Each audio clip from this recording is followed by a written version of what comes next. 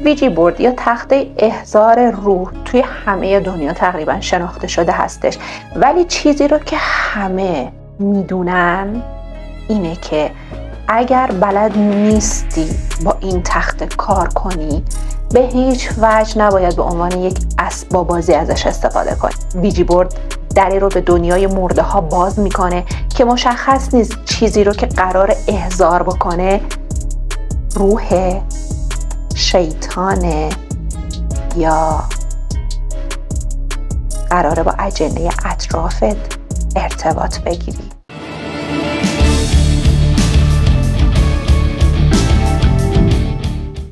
سلام دوست قشنگم، حالت چطوره؟ به چنل خودت خوش اومدی. اینجا ما قراره در مورد موضوعات ماورایی و ترسناک و اتفاقات عجیب و پرونده‌های جنایی صحبت کنیم.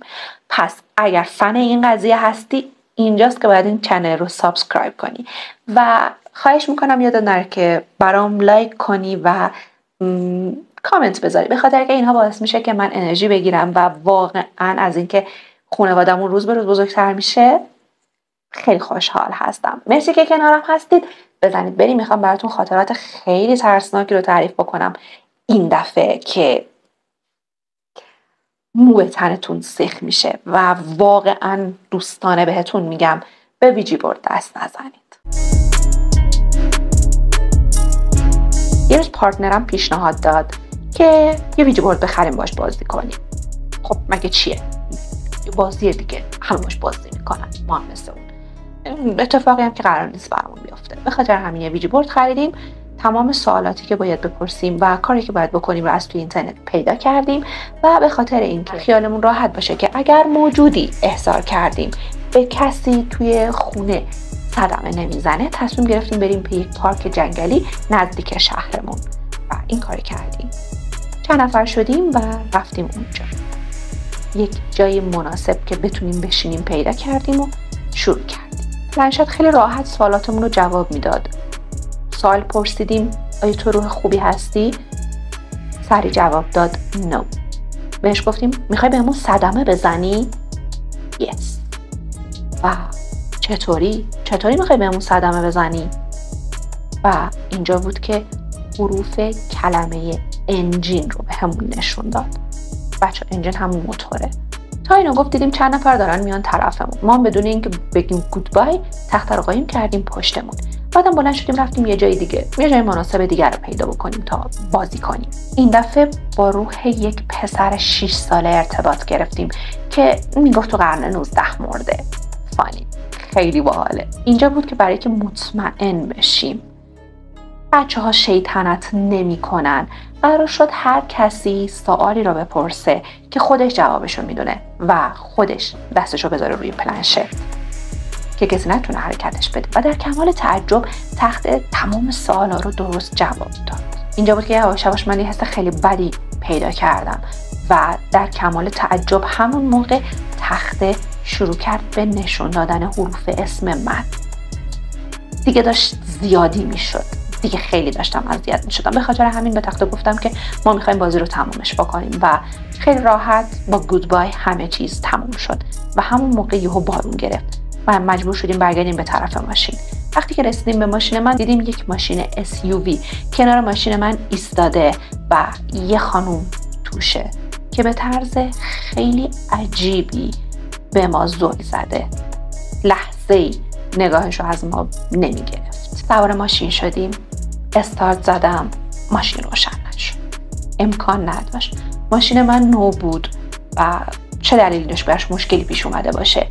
با خودم گفتم شاید باتری خوابیده باشه، ولی همه چیزا توی ماشین کار میکرد، فقط موتور روشن نمیشد.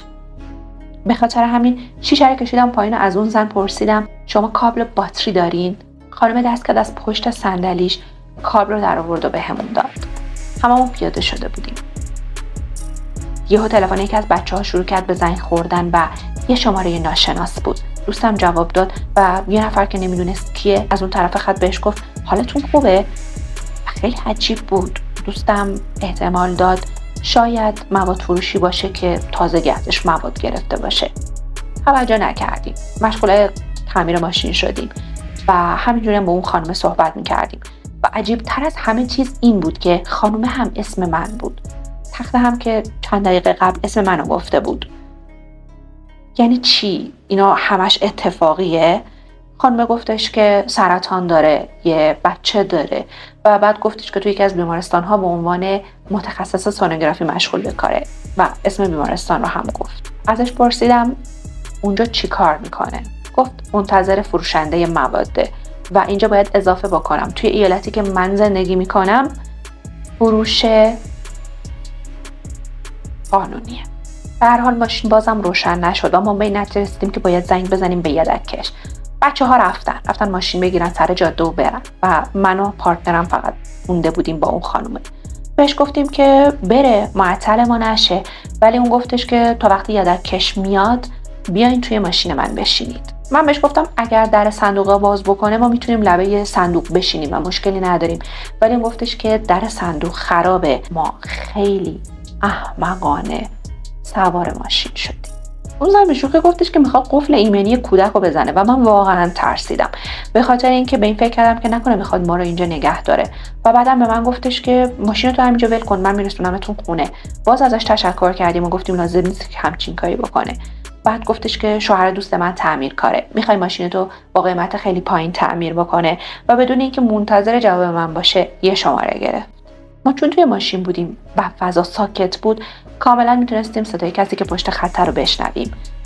خانمه به اون مرد پشت خط گفتش قضیه رو گفتش و در مورد هزینه سوال کرد، ولی اون مرد به جای اینکه جواب بده فقط پرسید دختره یا پسر. منظورش من بودم و خانمه گفتش که دختره و مرد گفت اوکی نو. و اینجا بود که دیگه ما واقعا ترسیدیم.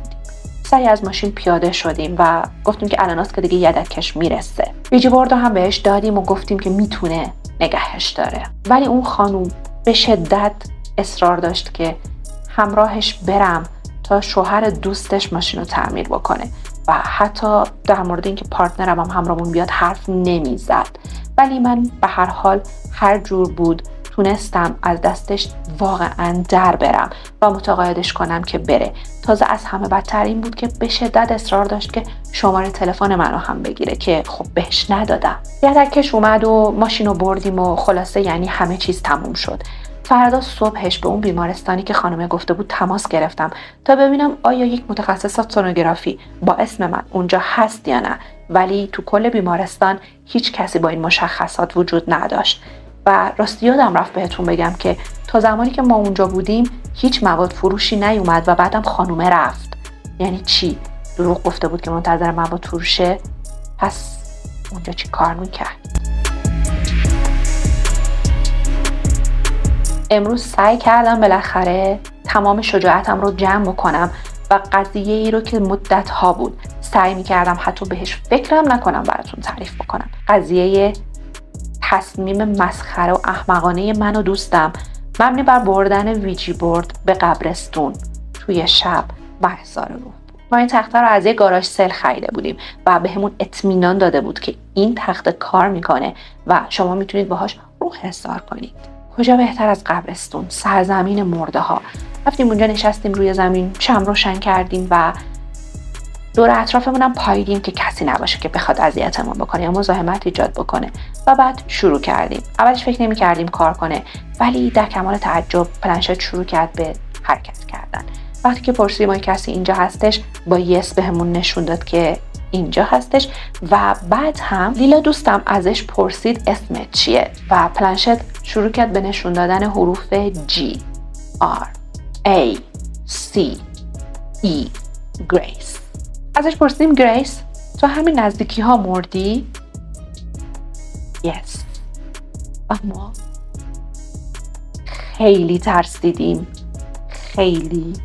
همون موقع یک باد یخ شروع کرد به وزیدن، شمع خاموش روشن می شدن و لیلا شروع کرد به خندیدن، کاملا هیستریک، دستش یخ کرده بود و یک وضعیت خیلی عجیب بود و یهو یک نفر ویجی بورد رو از زیر دستمون کشید، کسی که ما نمیدیدیمش و ویجی بورد عملا توی هوا شناور شده بود.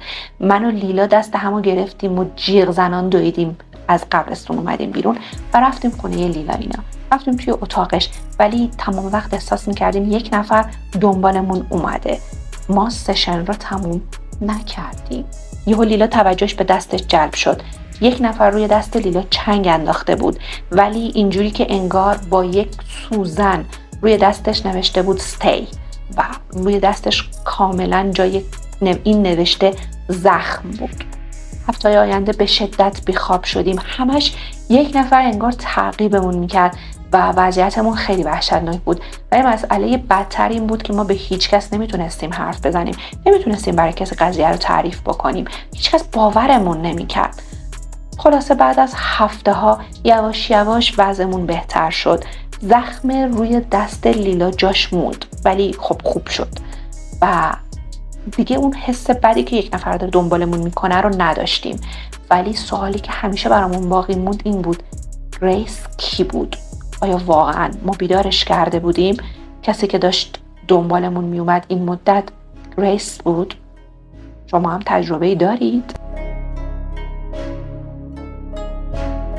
امشب اولین برخورد من با ویجی بورد بود. یکی از دوستام ویجی بورد داشت، آورد تا باهاش بازی کنیم. 4 تامون قرار شد بازی کنیم، 2 نفر شاهد باشن که اگر نیاز بود مداخله کنن. شروع کردیم، باورم نمی کردیم که جواب بده، ولی خیلی زود ما با یک روح کانکت شدیم. اول از همه یه سری سوال معمولی ازش پرسیدیم و بعدش رفتیم سراغ سوالای ترسناک. تو کشته شدی؟ یس. تو پسری؟ یس. اسمت چیه؟ یکم طول کشید، ولی بعد بهمون گفت ویلیام دیون و بعد یهو صدای یه جیغ اومد.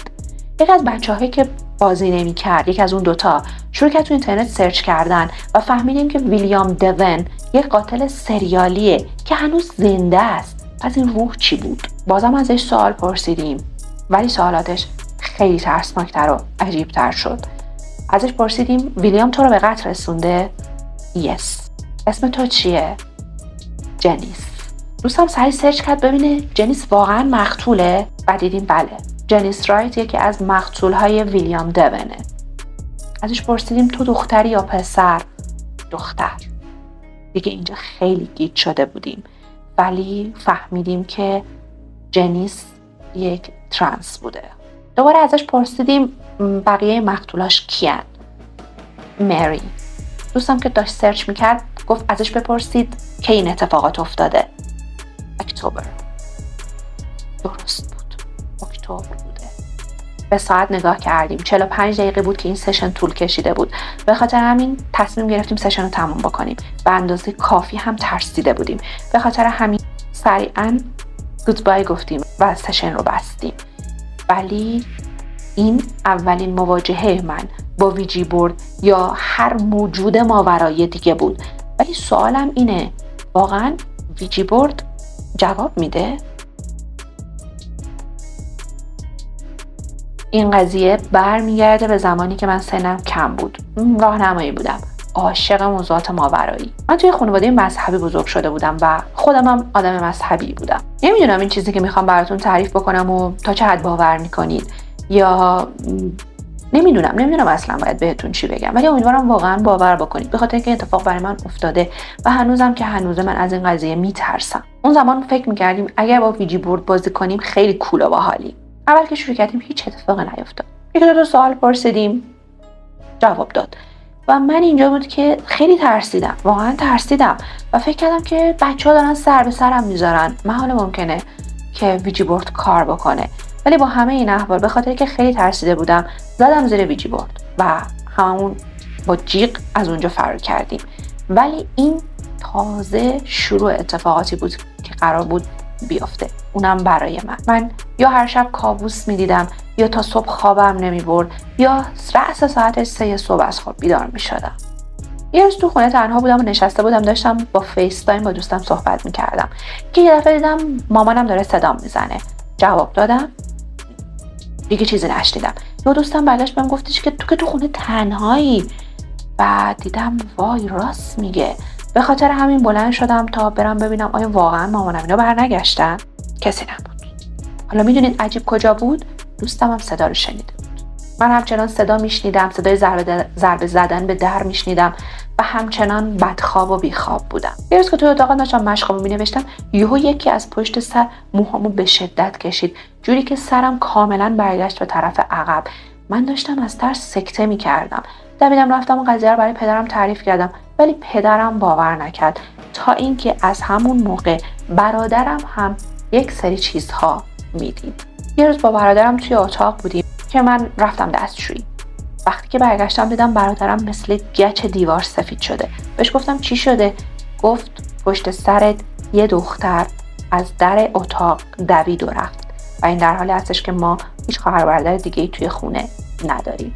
یه بار دیگه که داشتم با دوستم فیس تایم می‌کردم، بازم می‌خواستم برم دستشویی. به خاطر همین گوشی رو یک جوری گذاشتم که دوستم بتونه ببینه منو و وقتی که بلند شدم و رفتم، یه دفعه دوستم داد زد کیه پشت سرت؟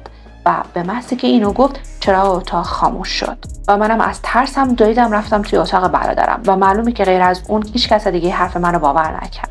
نور علا نورش شبی بود که خوابیده بودم و طبق معمول ساعت 3 از خواب پریدم و یک دفعه گوشه اتاق یک موجودی رو دیدم که چشم نداشت، ولی کاملا میفهمیدم که داره به من نگاه میکنه. یهو به حالت شناور در اومد به طرف من و نشست با تمام وزنش روی قفسه سینم. نمیتونستم داد بزنم، نمیتونستم گریه کنم، هیچ کاری نمیتونستم بکنم. فقط تمام توانم رو جمع کردم و اسم مسیح رو فریاد زدم و اون موقع بود که همه چیز به حالت اول برگشت. اینجا بود که رفتم و قضیه ویجی بورد رو برای مادرم تعریف کردم. یعنی تا زمانی که نمیدونستن من با ویجی بورد بازی کردم قبول نمی‌کردن که اتفاقاتی برای من افتاده. وقتی که قضیه ویجی بورد رو برای مادرم تعریف کردم فهمید که هر چیزی که دیده بودم واقعی بوده. به خاطر همین خونه رو تقدیس کردن و بعد هم ما از اون خونه رفتیم.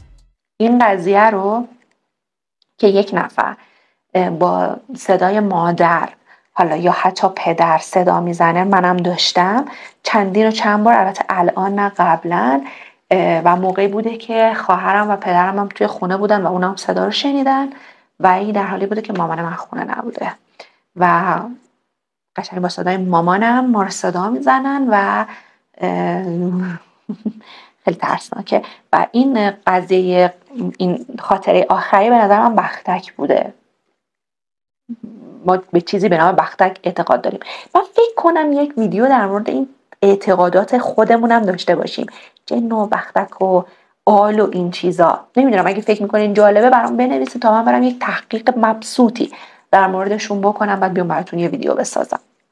به هر حال مرسی تا اینجا ویدیو همراه من بودین و مواظب زیبایی هاتون خیلی باشید، به خاطر اینکه ممکنه یک موجود اهریمنی در کمین باشه.